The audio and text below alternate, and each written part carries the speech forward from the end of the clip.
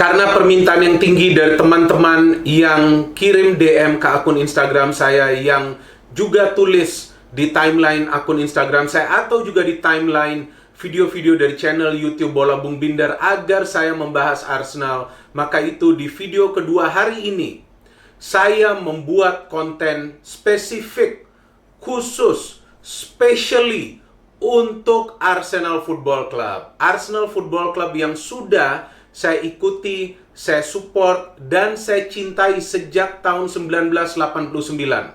Percaya saya, kalian tidak akan suka melihat permainan Arsenal pada tahun 1989. Very, very boring. Oke? Anda pasti akan matikan layar televisi Anda dan tidak ingin menonton permainan Arsenal lagi. Karena mereka bermain begitu ortodoks istilahnya, yaitu hanya mengandalkan long ball passing, sesekali ada kreativitas, tapi mereka juga bisa meraih hasil-hasil yang positif.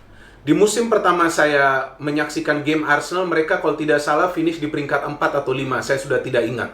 Tapi di musim kedua, mereka menjadi juara. Sebelum Premier League ya, sebelum era Premier League, musim 90-91. Mereka bisa menjadi juara karena pelatih saat itu, George Graham, mulai membeli pemain-pemain yang memiliki teknik tinggi untuk bisa menyuntikkan kreativitas ke tim Arsenal ini. Jadi tidak hanya mengandalkan long ball, tidak hanya mengandalkan kick and rush, atau sebuah situasi yang menguntungkan saat ada pemain Arsenal yang melakukan gerakan-gerakan individual, tapi juga harus ada kreasi serangan yang dibangun dari lini tengah. Ada pemain asal Swedia, Anders Limpar, yang menjadi salah satu pemain bintang di skuad Arsenal saat itu. Strikernya juga seperti Peter Crouch, yaitu Alan Smith. Tapi Smith sering mencetak gol. Kemudian masuk juga Ian Wright dan banyak pemain lainnya. Ya, setelah era George Graham, kemudian kita tahu ada semacam perubahan besar di Arsenal dengan bergabungnya Arsene Wenger sebagai pelatih. Ia membeli begitu banyak pemain-pemain baru yang memang mayoritas lagi-lagi adalah pemain yang memiliki teknik tinggi. Membuat Arsenal menjadi salah satu skuad yang sulit dikalahkan, dan mereka juga sempat tidak terkalahkan dalam satu musim kompetisi penuh. Dan untuk informasi teman-teman, saya juga pernah menyaksikan Arsenal main di Stadion Highbury pada tahun 2003. Mereka memang tidak menjadi juara pada saat itu karena itu adalah musim 2002-2003. Pada game di saat Arsenal menang melawan Charlton Athletic dengan skor 2-0. Yang saya ingat Robert Pires sebagai salah satu pencetak gol dalam pertandingan tersebut. Jadi saya betul-betul adalah die-hard fans dari Arsenal. Ketika saya melihat ada sesuatu yang tidak berjalan dengan baik, bukan saya akan menghujat, tapi saya perlu memberikan kritik saya sedikit bijak. Paling tidak dari keputusan-keputusan yang diambil oleh klub. Dan ada beberapa keputusan akhir-akhir ini yang mungkin sedikit membuat saya sedih ya, tapi nanti itu kita bicarakan lebih lanjut, step by step. Ada juga keputusan yang diambil yang membuat saya juga sedikit berharap bahwa Arsenal bisa kembali on track, minimal berada di top 4 lagi, dan bisa bermain di UEFA Champions League lagi.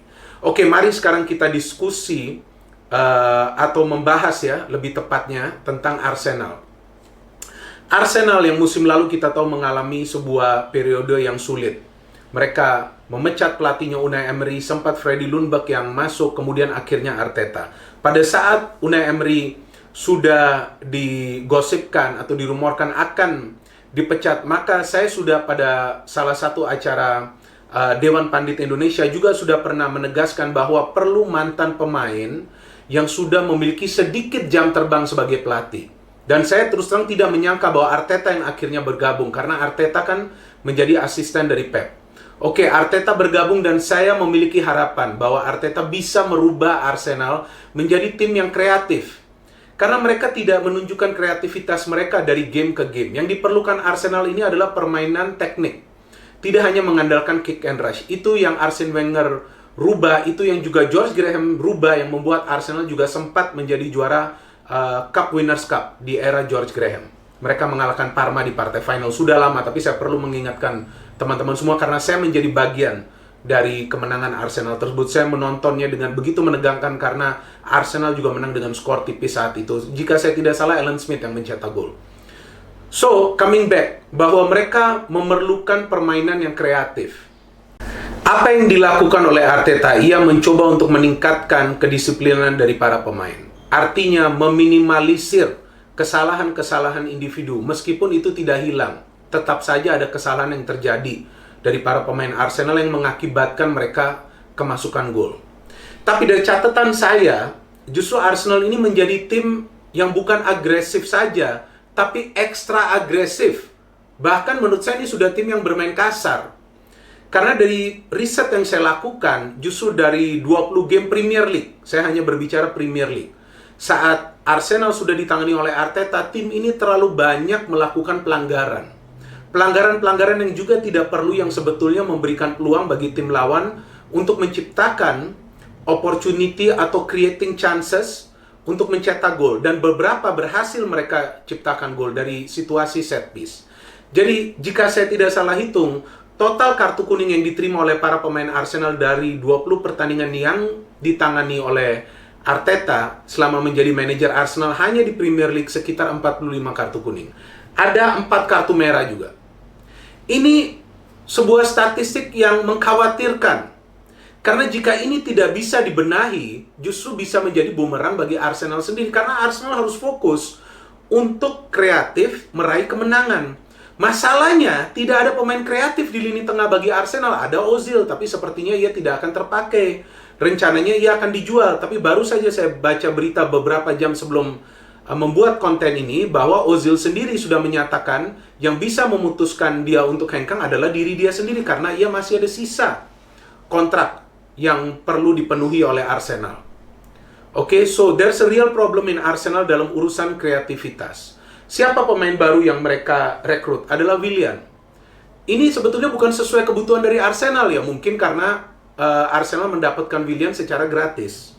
Tapi sebetulnya kan Willian ini juga mungkin diharapkan untuk mencetak gol. Itu saya tidak yakin dia bisa lakukan secara konsisten di Arsenal. Karena saat Arsenal menerapkan formasi 3-4-3 atau 4-3-3, berarti di depan ini juga perlu fokus untuk mencetak gol. Yang menjadi persoalan dari PP ini kan itu juga.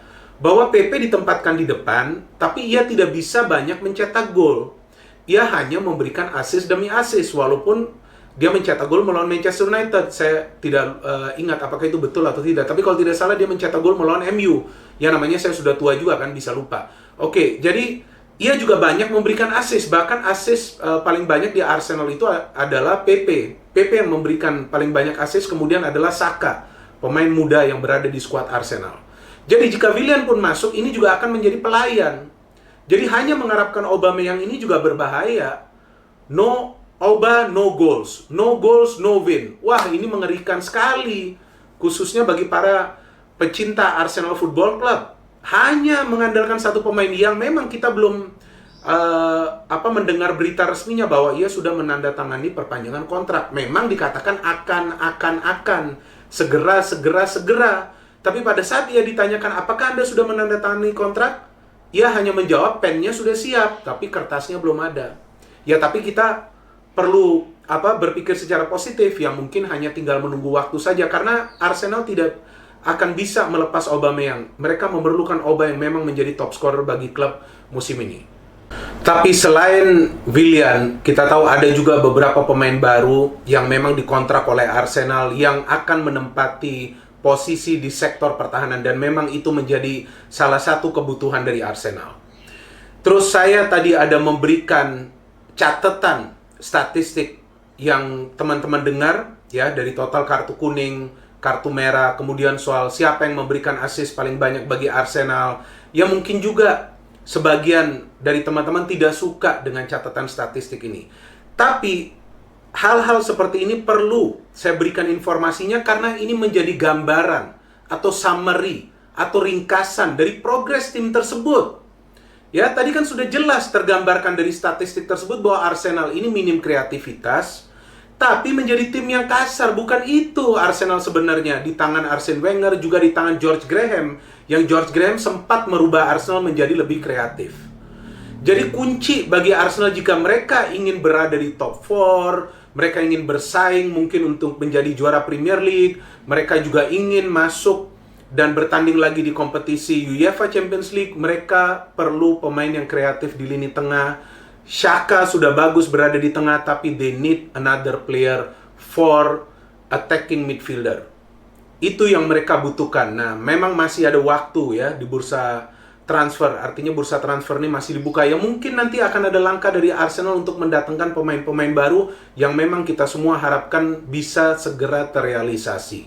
Karena sulit juga untuk mengharapkan pemain-pemain yang saat ini berada di skuad Arsenal untuk mengandalkan kreativitas selain Mesut Ozil.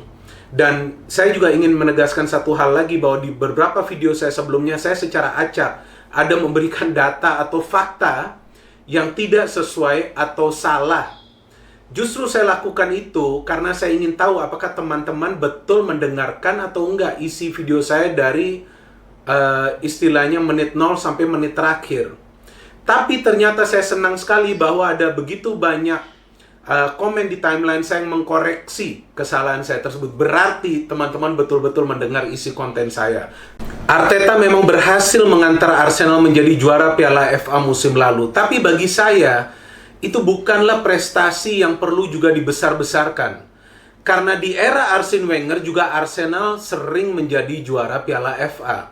Bahkan gelar terakhir yang dipersembahkan oleh Arsene Wenger sebelum akhirnya ia mundur sebagai manajer Arsenal adalah menjadi juara Piala FA. Kemudian ada juga Community Shield. Tapi memang sebagai manajer, Arteta berhasil membuat sebuah progres bagi dirinya sendiri, bahwa hanya dalam beberapa bulan ia sudah bisa mengantar tim yang ia tangani menjadi juara di salah satu event yang memang secara domestik ini masih dianggap prestisius. Tapi kan bagi beberapa klub besar lainnya di Inggris, Piala FA ini tidak lagi menjadi prioritas. Prioritasnya adalah menjadi juara Premier League, finish di top 4, kalau bisa ada prestasi di UEFA Champions League. Alright, thank you for watching. No hate, only football. Salam sepak bola.